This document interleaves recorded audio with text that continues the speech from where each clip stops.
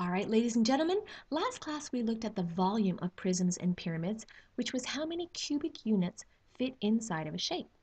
Today we're going to look at surface area. And remember, mathematicians aren't very creative, so it's exactly what it says. We want to find the area of just the outside surface of our prism and pyramid.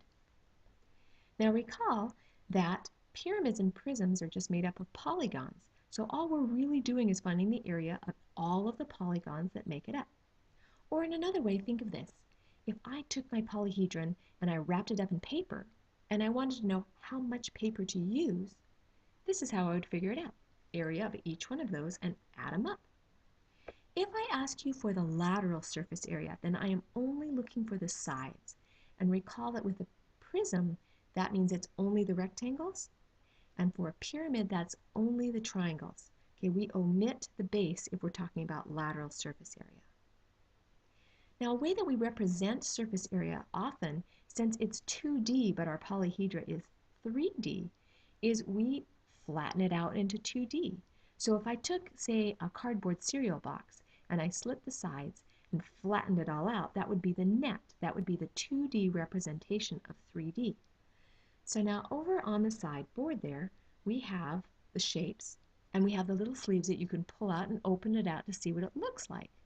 But since I'm not there today, and because there's not that many shapes, we're going to look at our iPad to explore this. So in your iPad, you're going to go to the Solids Elementary app, and it takes a minute to open it up, so be patient. Once you open it up, you're going to choose the green prism. Once you choose that, you're going to have a choice of all different kinds of bases, a hexagonal prism, a triangular prism, that's what all those little shapes represent. So what I want you to do is to choose several of those to open them up. Now what you can do with it is rotate it, and you can open it up to reveal the two-dimensional representation. What would it look like if it was squashed flat? And I want you to I want you to discover what all the nets have in common. Once you figure that out, if you have time, you can go back and choose the pyramid and do the same thing. Get an idea of what it looks like if I opened it up and squashed it flat. So take about 5 minutes to do that. All right, so let's start with our prisms. Remember, they have two parallel bases and rectangular sides. Things that we're going to need to know, we're still going to need to know what the bases are because we're going to have to find out the area for it. We need the area of the base for volume and surface area. We're also going to need to know the height between the bases because we're going to use that too.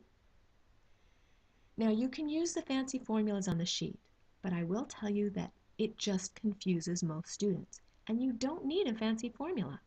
All you need to do is find the area of every shape and add it up. And we already know how to do that. It's way easier. So here I have a prism. I know it's a triangular prism because the triangles are what's parallel. First I got to decide, do I have enough information to figure this out? I'm looking at this. I have the base of my triangle. I know my triangle is 1/2 base times height. I don't have the height. So I'm going to need to figure out the height of this triangle, and since it's a right triangle, I can use Pythagorean. So I have an a or a b squared. I have a c squared. I'm missing one of the sides, so I'm going to set it up like this. And I'm not going to get a Pythagorean triple. We usually don't. We're going to get some yucky decimal. So rather than leaving it as a decimal and trying to work with that, we're going to leave it as the square root of 220. We're going to put that into our formula, and we'll figure that decimal part out later. So just leave it as the square root of 220, and that's our height. All right, so here's our shape. We're going to find the area of 2 triangles and the area of the 3 rectangles that wrap around and add them up. That's it. All right. So the area of the triangles is 1/2 base, which is 6, times the height, that's 220, times 2, because there's 2 of them, plus the area of the first rectangle, which is the flat one kind of on the side there, which is 11 by 16. Then we multiply it by the triangle that's currently sitting flat, which would be 6 by 11. And we're going to multiply it by find the area of the rectangle that's kind of at the back, straight up and down, and that's 11 by the square root of 220. Now we're going to do that in our calculator, and I'd recommend you do it one at a time and write down the number.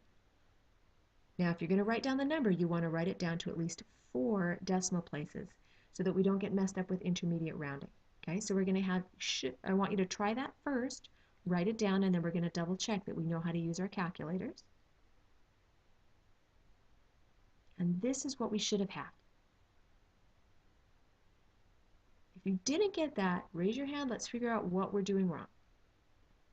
All right, we're going to add those all up, and we're going to have a surface area of 494.2. This is where we do our rounding. And it's centimeters squared because it's just 2 dimensionals. It's flat. All right, take a look at our setup here. What do you notice about that column of numbers? Well, they all are multiplied by 11. They're all multiplied by the perpendicular height.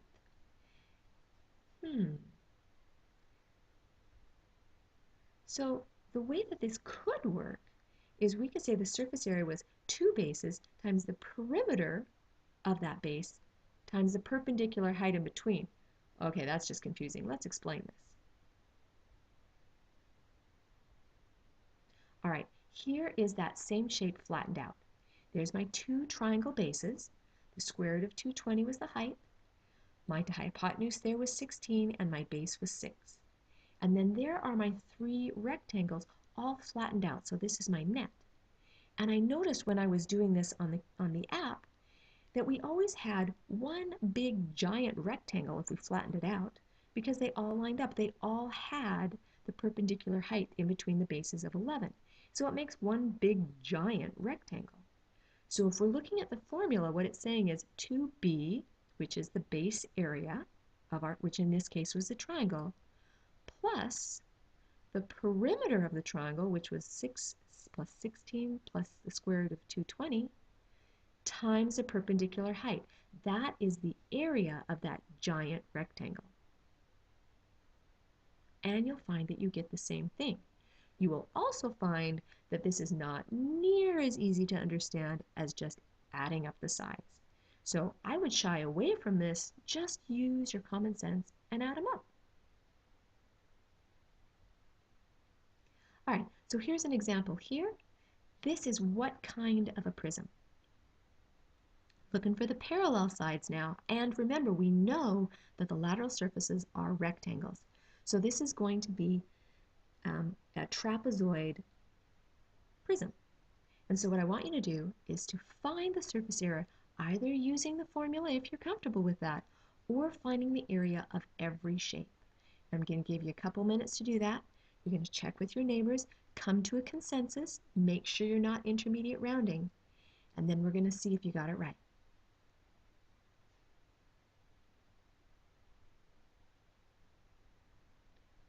All right, so to find the base of the area of the base, since it's a trapezoid, it would be b1 plus b2 divided by 2 times the height. So regardless of which method you use, you should have gotten 8.61 for the base area of the trapezoids. All right, now if you use the method to add up all the bases, here's what you had. 2 times 8.61, and then we had 3 rectangles that were the same here. We had 3 by 7.1 rectangles, and we had to add it to the 5.71 rectangle, and we got 118.04. Or if we're rounding to the 10th, well, that wouldn't round. It's just 118 inches squared. You should have got the exact same thing if you used the formula. So here is the answer if you used the formula. And check it out. You should have the exact same thing. So you will be given the formulas for the test, but I recommend you understand how to use them. What does B mean? What does P mean? What does H mean? Or just forget it. Find the area of every side, add up the shapes to get the total.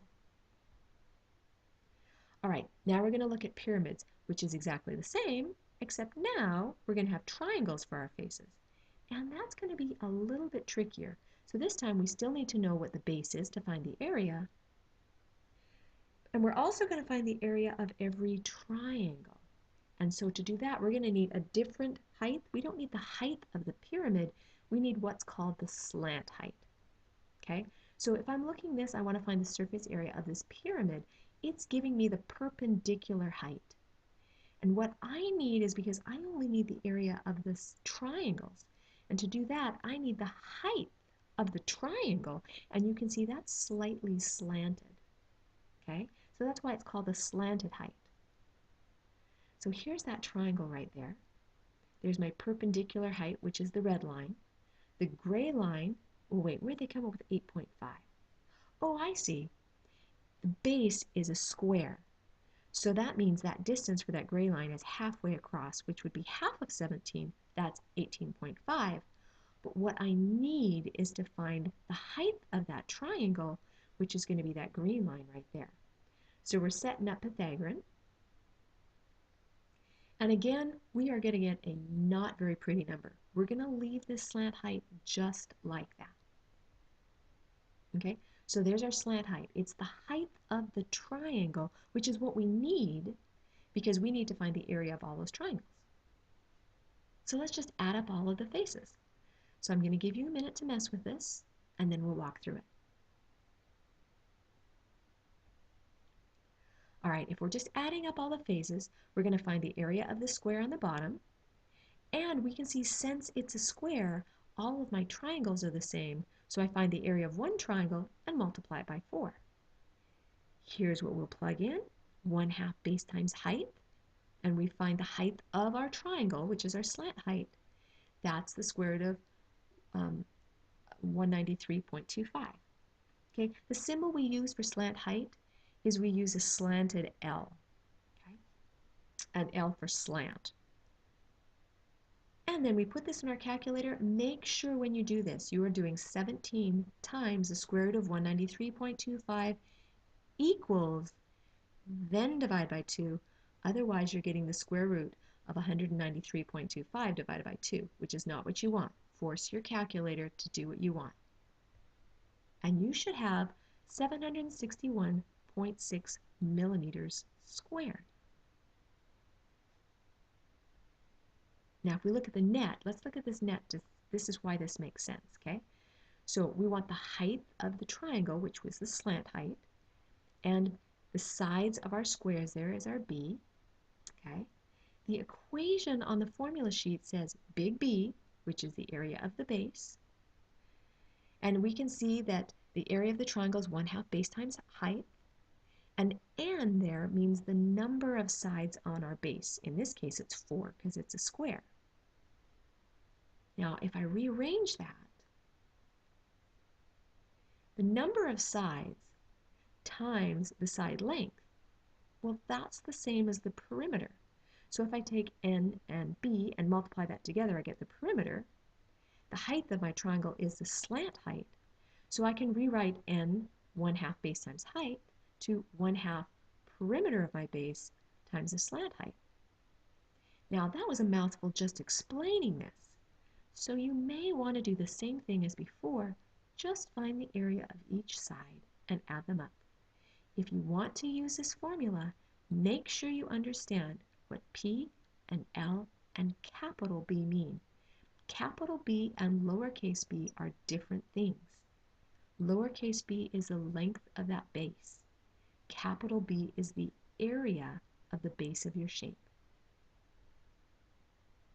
So if you use the formula, this would be the setup, and again, you would get the exact same thing. All right, so here's one for you to try. This is a regular triangular pyramid, and I am telling you that all of the faces are congruent. And I've given you enough information then to be able to find the information that you need.